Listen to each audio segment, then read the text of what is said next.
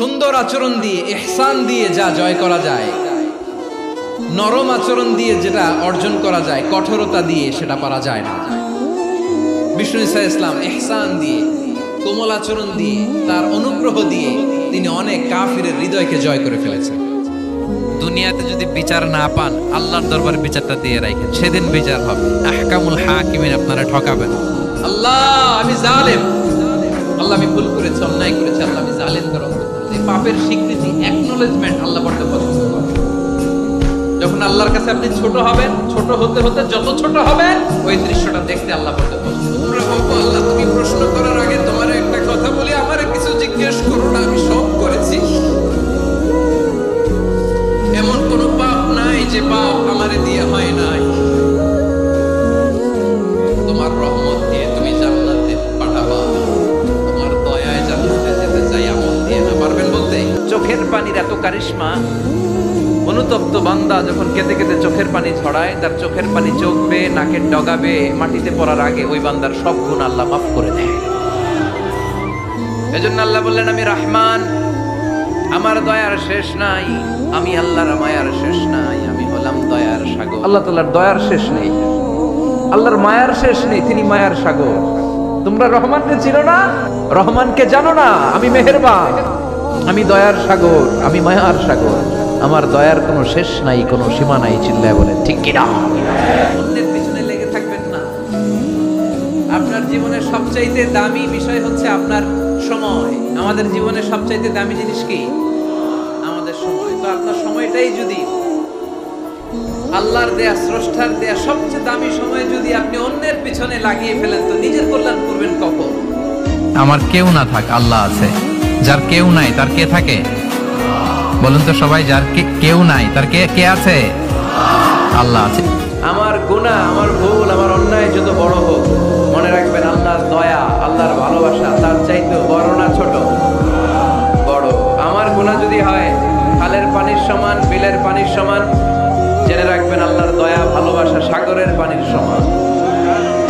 আমার পাপ, আমার অন্যায়, আমার ভুল, আমার জুলুমগুলো যদি হয় পাহাড়ের সমান, আল্লাহর দয়া ভালোবাসা আকাশের সমান।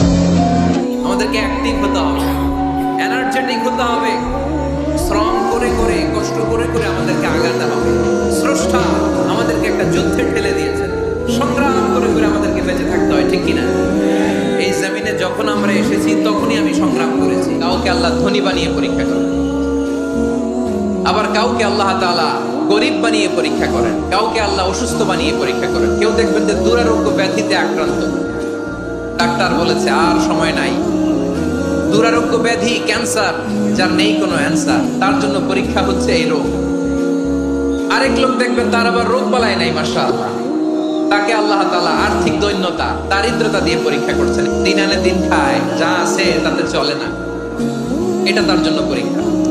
আবার আরেক শ্রেণীর লোক দেখবেন তাকে আল্লাহ অসুস্থতাও দেয় নাই, দারিদ্রতাও দেয় নাই, তার দাম্পত্য জীবনের সমস্যা আছে না নাই? এটা মুসিবতে পড়ার দোয়া। মুসিবতে পড়লেই আমরা এই দোয়া পড়বো, মনে থাকবে? লা ইলাহা ইল্লা আনতা সুবহানাকা ইন্নী কুনতু মিনাল যালিমিন। এই দোয়াটা পড়েন আপনারা। জীবন মানেই এখানে বিপদ থাকবে, পরীক্ষা থাকবে, স্ট্রাগল করে করে আমাকে আগাতে হবে। কেউ আমার জন্য রেড কার্পেট বিছিয়ে রাখবে না। এই জীবনটা বড় জটিল। This is life, how it's design. এভাবেই পৃথিবীকে ডিজাইন করা হয়েছে। এখানে বিপদ আছে, কষ্ট আছে। এই পরীক্ষা দিয়ে দিয়ে আপনাকে উত্তীর্ণ হতে হবে। আমি বিএনপি বুঝি না, আওয়ামী লীগ বুঝি না, জাতীয় পার্টি বুঝি না, জামাত ইসলাম বুঝি না, তাবলীগ বুঝি না, পীরের মুরিদ বুঝি না। যারাই পড়েছে লা ইলাহা ইল্লাল্লাহ, তার জন্য আমাদের হৃদয়ে জায়গা আছে না নাই? আমরা আল্লাহর জিকির করে, আল্লাহ নাকি আমাদের জিকির করে, জানো তো কথা এটা। আবার হাদিসে কুদসিতে আল্লাহ বলেন, ফাইন যাকারানি ফি নাফসি যাকারতুহু ফি নাফসি। আমার বান্দা যদি একা একা আমার জিকির করে, আমি আমার বান্দারে একা একা স্মরণ করি।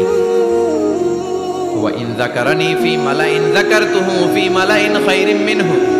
এরকম মহা সম্মেলন করে যদি কেউ আমি আল্লাহর জিকির করে, আমি এর চেয়েও বড় মহা সম্মেলন ফেরেশতাদেরকে নিয়ে করে আমার বান্দারে স্মরণ করি। ওয়া ইন তাকাররাবা ইলাইয়া শিবরান তাকাররাবতু ইলাইহি যিরাআন।